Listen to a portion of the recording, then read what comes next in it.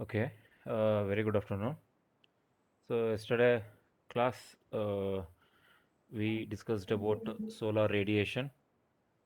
So what is meant by sun and how that solar radiation emits from the sun and what is the dimensions of a sun and what is the distance from sun to earth and also the temperature in the sun and we all discussed and also we discussed sun and earth relationship and these are the radiations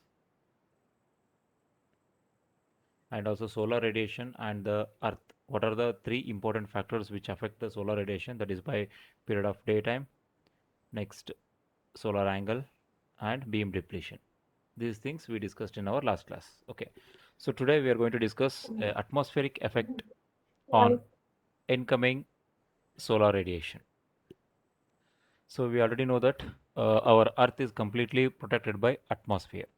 So atmosphere means it is having so many gases like oxygen, carbon dioxide, nitrogen, carbon monoxide, so many gases that combinedly call it as a atmosphere. And this atmosphere is having some thin and thick layer, and it is on the Earth crust. It is having some density, and if you go on uh, to the top, and it is the density is become very less. Okay, and also increases the temperature as well as the pressure. And we know that the only the Earth having the atmosphere, only the Earth planet uh, compared to the other planets, only Earth having an atmosphere. So because of that, it will maintain the pressure, temperature, and also it will filter some of the harmful radiations from the sun. And this is a largely transparent, and it is a largely transparent to the incoming solar radiation. And they are constituents of this atmosphere. We already know that, and we have a ozone layer on the top of the atmosphere. There is an ozone layer which stops the ultraviolet radiations or ultraviolet rays, and they are very harmful for the human beings. So these rays are completely filtered by ozone layer. Okay, and some other portions of the rays are which are passing through the ozone, and they are reaches to the earth as well as reaches to the clouds as well as reaches to the molecules present on the earth surface. And this sun to earth, the travel of the ray from the sun to earth, and it will undergo so many processes like scattering, okay, reflection, refractions, and absorption. So they undergo so many processes. In that, the first process is called a scattering. The process of scattering occurs when a small particles and a gas molecules diffuse part of incoming solar radiations in the random direction. Means whatever the solar radiations from the sun, it will scatter by a small particles or a gas molecules which are in the atmosphere. So atmosphere having a molecules, particles, so many things. Okay, and these particles are a molecules. They will scatter whatever the rays from the sun. It will scatter in any direction, not in a particular direction. It will scatter in any direction without alteration of energy or radiation effect. Without altering, it will simply scatter the particles, scatter the rays. In the picture you can observe, so the sun radiation or a insolation, it is also called as insolation. It is from the sun, and it is projected on the particle. This is what the particle, okay, a spherical particle. It may be gas particle, it may be whatever the dust particle, whatever it may be. Okay, so the ray is directly projected on that particle, and this particle will scatter that ray in any possible direction, not in a particular one direction. It may scatter in any direction. So that is called as scattering. A significant portion of a scattered shortwave solar radiations is redirected back to the space. Means whatever the rays is from, and again because of these particles, it will scatter, and most of the portion of that solar radiation it will back to the space by the process called scattering. And of course some of the portion of the scattered rays again back to the earth surface, because first it will projected on the one particle, and it will project in any one particular direction, okay. And again that projected scattered ray, it is again projected on another particle, and that particle may project that ray into the earth, or it may project into the space. So anything is possible, you cannot predict. Okay, so according to that, so most of the rays are going back with the help of this scattering process. The amount of scattering that takes place, it is depend on the two factors. One is incoming radiation and the size of the scattered particle or gas molecule. So if the size of the particle is more, the scattering will takes place more. And the incoming radiation, if the incoming radiation so that scattering mainly depend on the incoming radiation or the particle size. So in the earth atmosphere, the presence of a large atoms, number of particles, the size is about zero point 0.5 micrometer. It is in terms of micrometer, it's not in terms of meter or it is micron. Okay, the result in a shorter wavelength being preferably scattered. So shorter wavelengths are preferably scattered with the help of these particles. And because of this factor, actually the sky will looks like a black color. Okay, the sky should be look like a black color, but actually the sky will look like a blue color. That blue color is because of this scattering process. If there is no scattering process, then entire sky will look like a black color. In the picture you can able to see the black color, okay. uh, but the sky is look like a blue color, that is because of this scattering process. Whatever the scattered rays are moving to the space, that will appears like a blue color, okay. So the color corresponds to those wavelength that is a best diffused. If the scattering did not occur, then our atmosphere daylight sky would be black color. Okay, so the scattering will helps to instead of black color to the blue color for the sky. So next, after the scattering, there is a chances of absorption. Okay, if intercepted, some of the gas particles in the atmosphere have ability to absorb incoming in insulation or radiation. Okay, insulation or radiation both are same. Whatever the radiation from the sun, so that some amount of the radiation is absorbed by some particles. Okay, some particles are scatter the rays, and some particles will absorb the insulation or that solar radiations. This absorption can defined as it's a process in which solar radiation is retained by a substance and converted into heat. Okay, it will retain by the particles and it will convert it into heat. For best example, you can take ocean, okay, or some of the ponds. In that, the top layer of the water is absorb the solar radiation, okay, so that the top layer will have a higher temperature that converted into a heat. So the creation of heat is also causes the substance to emit its own radiation. Of course, once the particles will get heated and it will start emitting its own radiation. Okay, and in general, absorption of a solar radiation by substance in the earth atmosphere results in a temperature that gets no higher than 1800 degrees centigrade. So that is the maximum temperature that can reach. The bodies with a temperature at this level or a lower would emit their radiation in a longer band. And further, this emission radiation is in all directions, so that a sizable portion of this energy is lost in a space. Means once this absorption taking place, and once the continuous absorption will takes place, and it will that particles will get heated and it will start emitting its own radiation, and it is of maximum 1800 degrees centigrade, and emitted radiations again back into the some portion of that emitted radiations back into the space. And the third process after the absorption, first is scattering back to the space or whatever in the possible direction. Second is absorption by the particles, water particles, or absorption by the leaves photosynthesis purpose.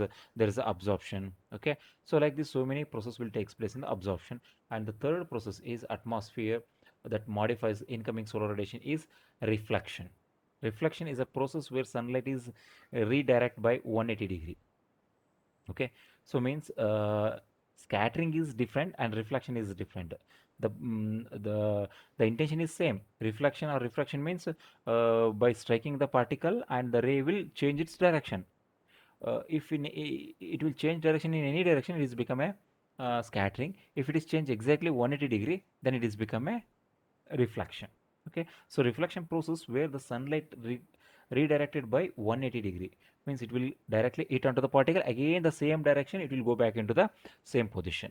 Okay, so it strikes in atmospheric particles and this redirection causes the 100% loss. So scattering causes the only 50% loss, but reflection means again it will strike and go back to the same position, means it will 100% loss for the radiation. So there is no amount of heat transfer to the particles or atmosphere. It won't. It will again where it comes, it will go back to the same position. So most of the reflection in our atmosphere occurs in the cloud. So clouds will do this type of process, reflection. Meanwhile, light is intercepted by the particles and liquid and frozen water. So in the clouds, there is a frozen water as well as the liquid is there. Okay, so that will reflect back the solar radiation, and this is what the reflectivity. And this reflectivity of the cloud can be ranges from 40 to 90%. Means the clouds will up to 90% it will reflect the solar radiation. If denser the cloud means denser the reflection. So if more clouds, more reflection. If less cloud, less reflection. You just observe in the cloud less means in the clear sky, so the temperature of the earth atmosphere is higher. Because of the clear sky there is no clouds, so there is less reflection. Okay, and less scattering, only absorption takes place, so that the temperature of the atmosphere is increases. But in the cloudy day, in the rainy season or in the cloudy day, there is a more reflection and more scattering, so that the less in the atmospheric temperature. Okay, and you will also get the less solar radiation, so less light, less heat. So this is what the three processes. One is scattering, next is absorption, and third one is reflection. So through these three processes, the radiations will try to reach the Earth surface. Okay, and next is selective absorption to the atmosphere. So here how the absorption will takes place means at the smallest scale of electromagnetic radiations behaves an particle like when the light is emitted. When the light is emitted by a single atom or a molecule, when the energy is given off, there is a change in the orbital pattern of the electron that surround the nucleus of the atom. Okay, and as the orbit change, the bundle of energy is called photon. So photon is released. However, the particles of the light differs from the particles of the matter. They have no mass, occupy no space, and travel at the speed of light. The amount of energy carried by the photon varies inversely with the wavelength, and shorter the wavelength, more energetic in the photon. Normally light is formed from a large number of photons, and with the intensity related to the number of that photons. Okay, so the photons which are, they are the bundle of energies. Okay, when the light is emitted from the sun, or the rays is emitted from the sun, and some amount of energy is transferred into the atoms or molecules, it will start changing its position, or it will orbital position. It will absorb and it will start embedment. Okay, it will gain the energy and it will change the position. Okay, and this is what the electromagnetic changes. And here the electrons that surrounded the nuclei of the atom and the orbit changes the bundle of energy is called as a photon. Okay, and the gases that are compressed the atmosphere having a large amount of these photons, and it will absorb the energy and that particle wavelength of that light, and it will absorb the energy by absorbing the energy, and it will change the orbital positions, gaining the energy and change the orbital positions and the orbital distance. Okay, and so by this, the absorption of the energy will takes place. Means by from the sunlight, it will absorb the energy and it will energize the atoms and it will change the position, orbital positions. and this is what the one of the typical electromagnetic spectrum. Okay, so they told uh, the shorter the wavelength, the more energetic photons. The photons are more energetic when they are in the shorter wavelength. So here the wavelengths are there: the gamma, X-rays, okay, solar radiations, ultraviolet radiations, visible light, infrared light, micro and radio waves. And you can see the meters that shorter wavelengths having a more energetic than the longer wavelength. So that is the electromagnetic spectrum. So next is extraterrestrial radiation. So what is this extraterrestrial radiation?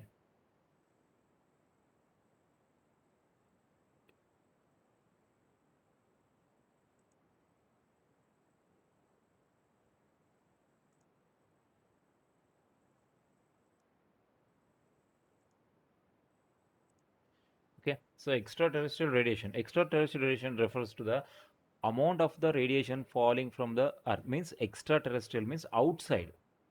So whatever the energy from the outside, it is called extraterrestrial. That sun energy is also called as a extraterrestrial radiation. It is not means it is not from the earth. It is from the outside the earth. If the energy is from the outside the earth, it is called extraterrestrial radiation. Extraterrestrial radiation refers to the amount of the radiation falling on the earth outside its atmosphere.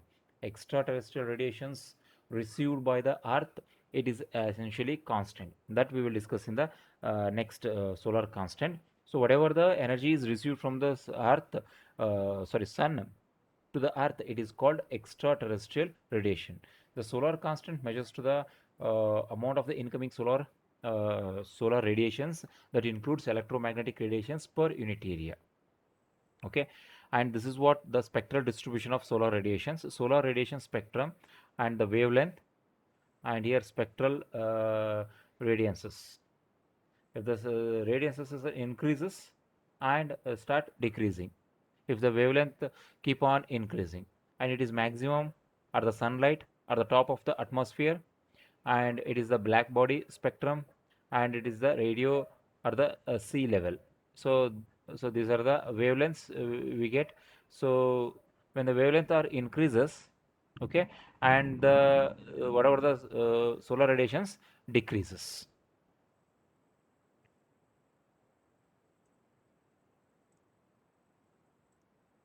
So next important topic is a solar constant. You can observe sun and as well as the earth, and there is a distance. Okay, uh, and that rays should travel from along those long distance, and they have to reach the earth through that atmosphere. There is a light blue color. It is an atmosphere. Okay, and there is earth, and this is what the radiation. And the sun is a large sphere. We already know that it is a large sphere of very hot gases, and that heat being generated by a various kind of fusion reactions. And this diameter, we already know that what is the sun diameter, and which is 100 times greater than the earth diameter, and also the distance, and as well as the mass density is also more in case of sun than the earth. Um, and this although the sun is a large, and it subtends an angle of 32 minutes at the earth surface. Means it will the whatever the rays from the sun, it reaches to the earth within a 32 minutes. It will take only a 32 minutes. 32 minutes the sun to earth, the ray will reaches. And this is because of it's also a very large distance, and there's a beam radiation received by the sun on the earth almost parallel. Whatever the rays we get, that is a almost parallel. And the brightness of the sun varies. That we already know that the brightness of the sun is maximum at the noon time, and it is minimum in the evening and morning time, and in the night there is no sun, and it's a center of edge. However, the engineering calculations, for our engineering calculations, and it is mandatory to assume that the brightness all over the sun solar disk from the solar, whatever the sun visible, it is a circular. Okay, it's a circular sphere, it is look like a circular, and throughout that circular disk, the temperature of the sun is constant. Actually, it is a different, it is different with respect to the different distance.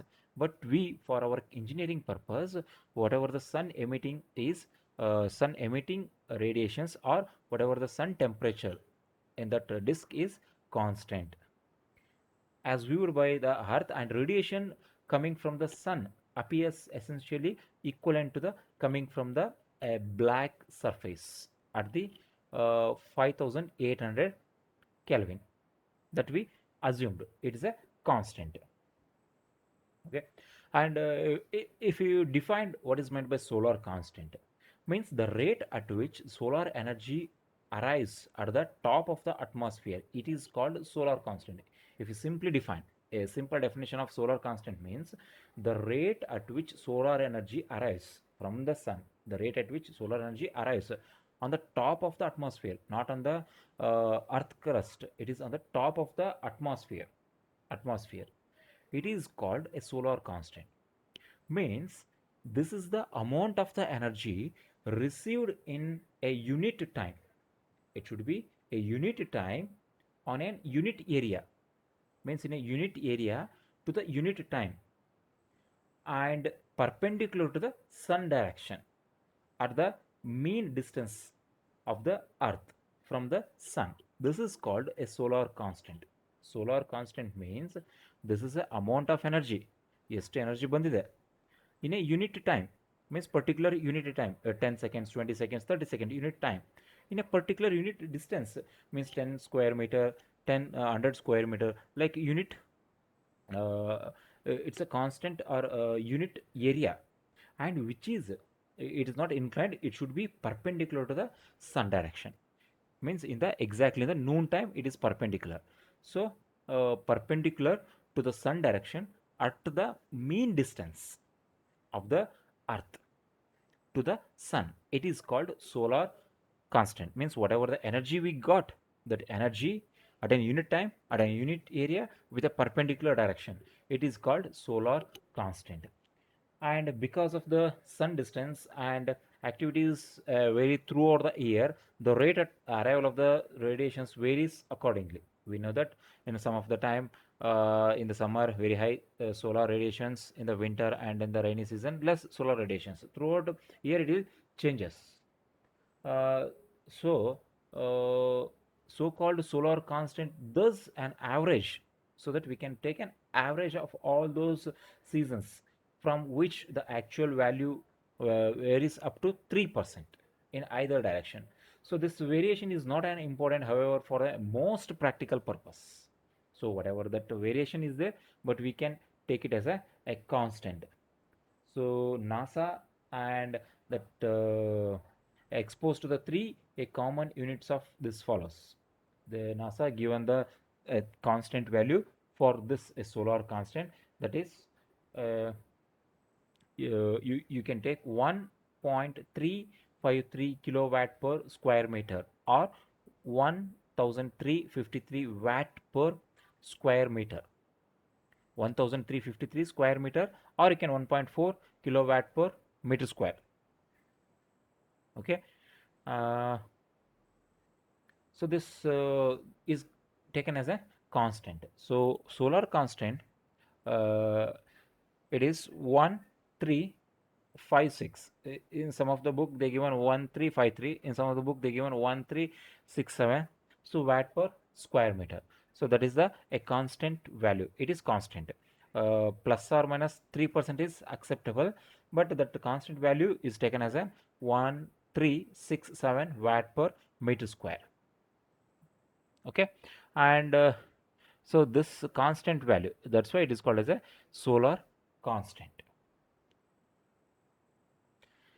And the solar radiation on the earth surface, it is again depends on the so many factors. Okay. While the solar radiation incident on the earth atmosphere relatively constant, the radiations on the earth surface varies widely due to, first, the atmospheric effect. So atmospheric changes, when the very cloudy days, so the solar radiation is very less because reflection is more, scattering is more, absorption is very less. And that is the first reason, atmospheric effect.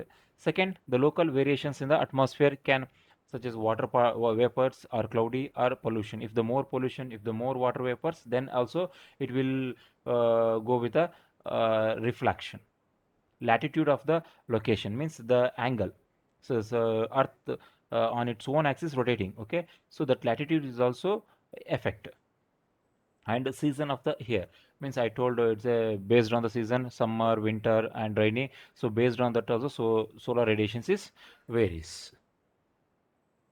So ultimately, whatever the energy we received from the sun, it is called solar constant, and that is on unit time with a unit area and which is perpendicular. Okay, and that taken as an 1353 or 1367 watt per meter square. That is called solar radiate constant. Okay, you can observe here Earth from the sun. Uh, so these are the rays. Only few rays are reaches to the Earth, and some of the rays are scattering, some of the rays are reflection, some of the rays are absorption.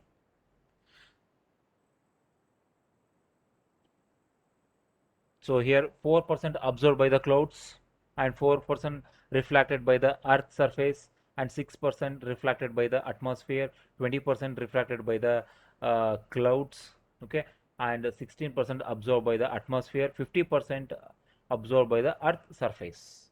Okay, only 50% is absorbed by earth surface, and rest 50% either by the clouds or by the particles or by the refraction, it will went back. Okay, and this is a what another picture. It is a ground and it is a diffused. In the next class, I will explain what is a beam radiation, what is a diffuse radiation. Okay, and this is how it is reflected and refracted.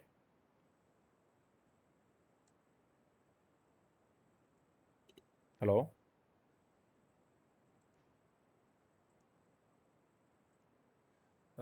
Next important topic is beam radiation. So beam radiation is the solar radiation received from the sun, received from the sun without, so that is most important, without having been scattered or by the atmosphere.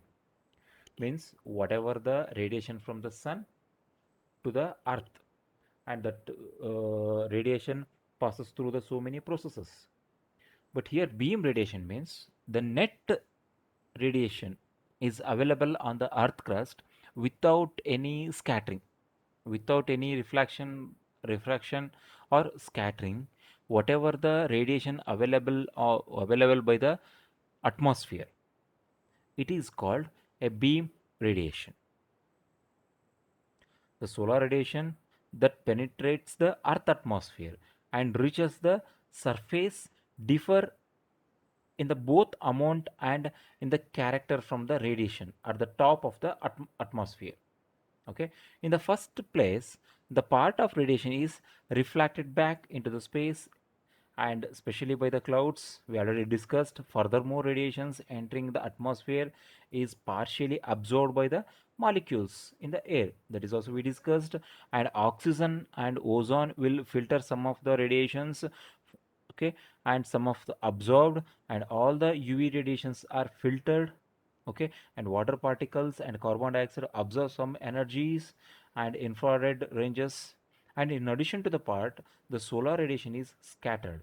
Okay, scattered in all possible directions by the droplets of the clouds and atmosphere molecules, by the dust particles, whatever it may be. Okay, and the solar radiation that have not been absorbed means the radiation which is not absorbed or which is not scattered and reaches the ground directly. No scattering, no absorption. Directly from the sun to the earth reaches the ground. That type of that radiation is called direct radiation, or we can call it as a beam radiation.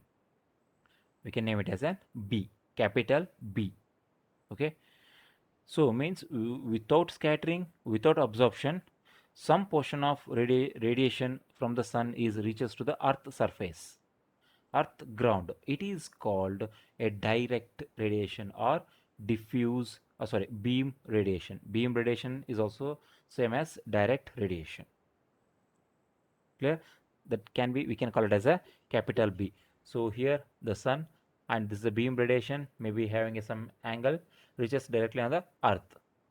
It is called a beam or direct radiation. Direct radiation, beam radiation andre, so sunninda radiation without any scattering or any absorption direct agi reaches the earth.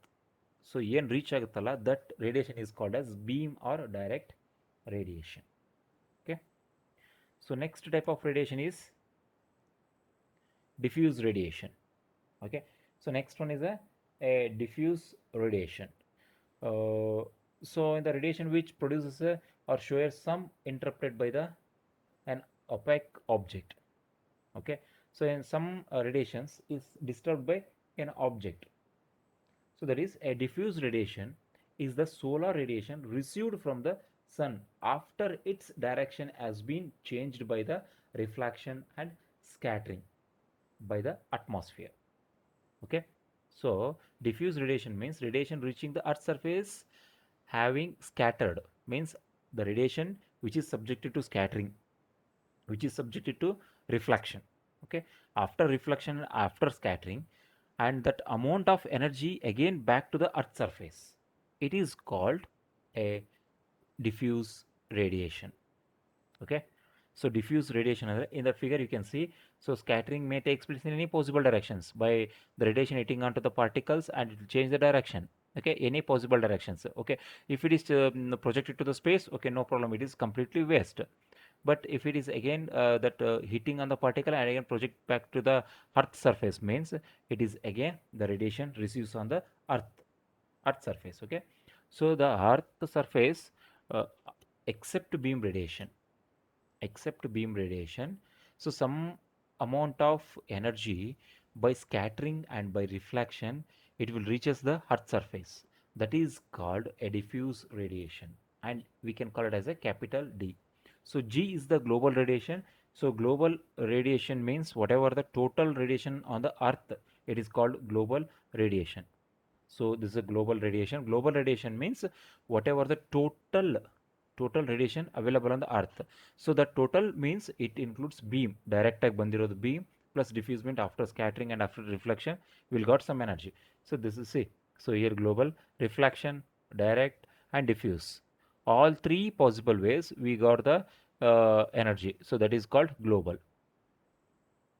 See, some energy loss due to the cloud and some energy by the particles, and again scattering again into the ground. Okay. So first through the beam and through the diffuse. See here. So direct beam radiation, direct without scattering, without absorption, without reflection, radiation reach ಆಗುತ್ತೆ. Okay, 50%. Next ಏನಾಗುತ್ತೆ, some subjected to scattering. Okay, scattering ಆಗುತ್ತೆ. Some subjected to reflection. ಆ scattering and ಆ reflection ನಲ್ಲಿರೋ some amount again reaches the earth. So that is diffuse. So diffuse plus beam plus reflected, which is called as global radiation. Okay. So global radiation ಅಂತಂದರೆ total 100%ಅಲ್ಲಿ, so ನಮಗೆ ಒಂದು 50% beam radiation ಇದ್ದರೆ, ಒಂದು 20% diffuse ಇದ್ದರೆ, 30% reflection ಇರುತ್ತೆ. So total 100%. So it is distributed like this.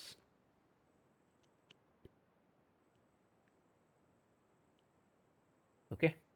So next important topic is air mass. So it is air mass. So air mass means it is the path or a length of radiation through the atmosphere. It is the path or length of the radiation through the atmosphere. So considering a vertical path at a sea level as unity.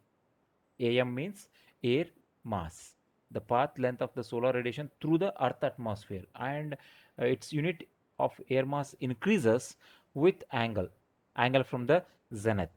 So zenith means, a simple definition, zenith means a position of a sun. So zenith position of a sun directly over an head. In the noon time, sun direction is exactly on the top or on the over an head. Correct. So that direction is exactly taken as an zenith. So in the picture you can see AM 1 a.m. it is exactly sun on exactly vertical direction. Okay, and in the morning time and in the evening time it will slowly changes and also changes the angle. And once it reaches the vertical means exactly 90 degree. Okay, so that position is called as zenith. Zenith means position of a sun directly over an head, exactly over an head. So if you stand straight and the sun is exactly over an head, head means then that position is called as zenith. So air mass is a mass that ratio of path of a sun rays through the atmosphere to the length of path when the sun is at the zenith, except for very low solar attitude angles, and for the air mass is equal to the cosine of attitude angle, then the sea level m we can call it as a 1. So am is equal to root of 1 plus s by h square. Okay, and it is am is equal to 1 when the sun is at zenith, means exactly over an head. Am is equal to 2 when the zenith angle is theta 2 is of 60 degree. So like this it will changes. If they change the angle, it will change the air mass value. So m is equal to 1 when zenith, m is equal to 2, 60 degree, when m is equal to cosine angle, when m is equal to greater than 3. If it is greater than 3, then it is a cosine of angle, means whatever it may be, 30, 40, 50, cosine of that angle. And m is equal to 0, which is above the earth atmosphere. When the above the earth atmosphere, it is m is equal to 0.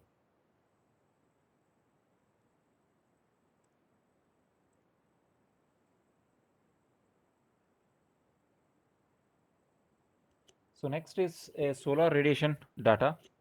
So this solar radiation data are available in a several form and should be include the following informations. It means whatever the solar radiation data means, the radiation which reaches the earth surface, and this earth surface, it is not same throughout the day or throughout the year or throughout the month. It is varies.